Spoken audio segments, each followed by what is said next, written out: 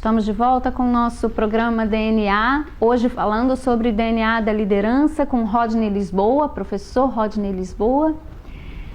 Professor, você traz em suas palestras temas que são relacionados à capacidade de adaptar-se e manter o foco em situações de criticidade, né? Em situações críticas.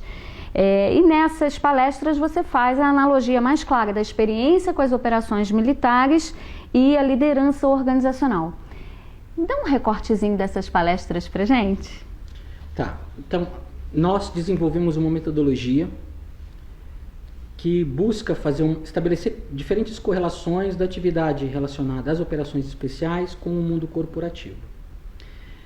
Entre essas analogias, nós trabalhamos planejamento, gestão de risco, gerenciamento de equipe, liderança, inovação.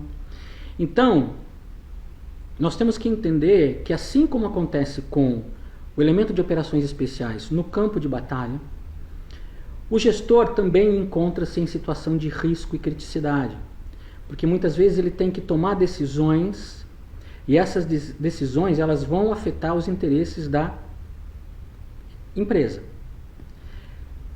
Dependendo do tipo de resposta que essa decisão vai levar, pode afetar mais ou menos o interesse da empresa.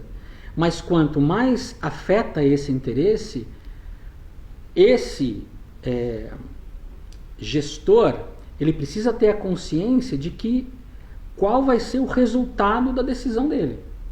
Assim como o elemento de operações especiais inserido no combate, por exemplo. É muito fácil nós tomarmos decisões atrás de uma escrivaninha ou numa sala de aula, mas quando você está sob efeito de risco, seja tendo a sua vida em risco ou tendo a vida da sua empresa em risco ou os seus lucros em risco, a capacidade de decidir, ela é fundamentalmente importante. Então, o nosso objetivo, traçando essa analogia, é justamente esse: fazer com que as operações especiais, a temática das operações especiais, possa colaborar com esse gestor para que ele possa entender que a situação de risco ela é administrável desde que ele tenha preparo emocional para poder decidir no momento onde ele está sob pressão. E a decisão sob pressão não é fácil. É necessário capacitar-se para ter condições de decidir sob pressão. E eu costumo dizer que, da mesma forma, fazendo uma citação ao general Stanley McChrystal, o general Stanley McChrystal foi o oficial general responsável pelo JSOC, que é o Comando Conjunto de Operações dos Estados Unidos, a promover o enfrentamento da guerra global contra o terror, contra a Al-Qaeda e o Talibã. Ele assume em 2003 e vai até 2008. E no momento em que ele chega ao Afeganistão, ele se depara com as forças americanas completamente perdidas no enfrentamento a esses dois atores, a Al-Qaeda e o Talibã. Por quê? Porque, normalmente, as Forças Armadas elas estão acostumadas a lidar no conflito de Estado contra Estado. E a guerra global contra o terror promove uma quebra desse paradigma. Por quê? Quando os Estados Unidos chegam no Afeganistão e posteriormente no Iraque, eles se deparam com um inimigo que não tem fronteira, com um inimigo que não tem vínculo estatal nenhum e com um inimigo que não segue nenhuma convenção internacional de guerra, ele não segue as regras do direito internacional, por exemplo. Então, é difícil você, estando preparado para um tipo de enfrentamento, se deparar com uma situação absolutamente distinta. E quando ele chega nesse cenário, ele percebe que é preciso fazer uma mudança na forma de gerenciar o combate à Al-Qaeda e ao Talibã. E ele faz isso com as tropas sob o comando dele, com as tropas especiais sob o comando dele. Então ele faz com que essas tropas trabalhem num conceito de multitarefas, né? Eles têm a condição de decidir in loco, eles não precisam passar pelas instâncias superiores para que depois a ordem venha de cima para baixo. O que requer autonomia, né? Isso. Ele dá às tropas sob o comando dele autonomia e condição de conduzir esse enfrentamento de acordo com muita flexibilidade, adaptando-se às necessidades do conflito. Essa analogia é fundamentalmente importante para o empresário, por quê? Porque ele precisa entender o cenário e o tempo de resposta precisa ser compatível com a necessidade do mercado. Se ele não tiver tempo de resposta compatível, fatalmente ele tende a ter problemas. Uhum. E você fala que o papel do líder ele ainda é muito confundido com o resultado que ele gera. Isso. Né? O que você quer dizer com isso? Qual é a inverdade nessa... Na verdade, assim, a gente tem que ter uma percepção dupla nessa afirmação.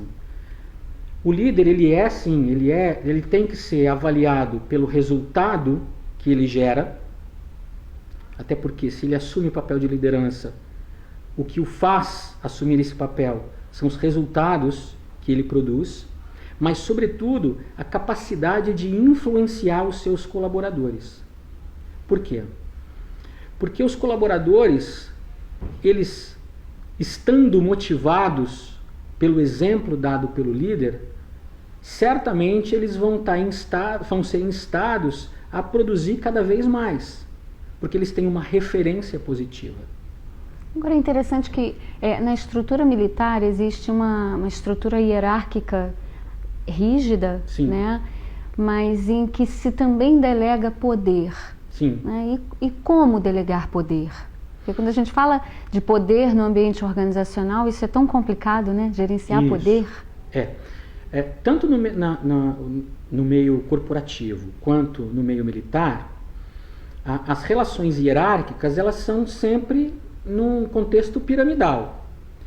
Então nós temos o alto comando, que dá ordem, nós temos os líderes intermediários, que recebem ordens e dão ordens, e nós temos a tropa ou os colaboradores que recebem ordens.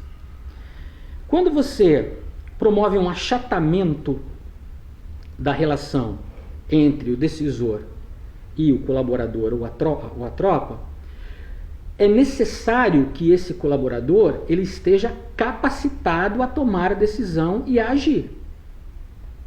Eu só vou delegar poder para quem tem condição de assumir responsabilidade. Então, nas tropas especiais, isso é comum, porque o elemento é extremamente... Primeiro, ele tem as características próprias, porque ele passa por um processo de seleção extremamente rígido, um processo rígido do ponto de vista físico, mas sobretudo psicológico, de suportar a pressão. E ao longo de toda a carreira dele, ele é uma carreira de formação continuada, ele não para de se aprimorar. Então o aprimoramento é uma constante. Uhum. Quando nós trazemos para o meio civil, é importante que o colaborador de uma empresa tenha essa consciência, a consciência da capacitação. Porque em se capacitando, o gestor vai identificar nele um indivíduo com condições de assumir responsabilidade e, assumindo responsabilidade, ele vai galgando degraus na empresa a qual ele está vinculado.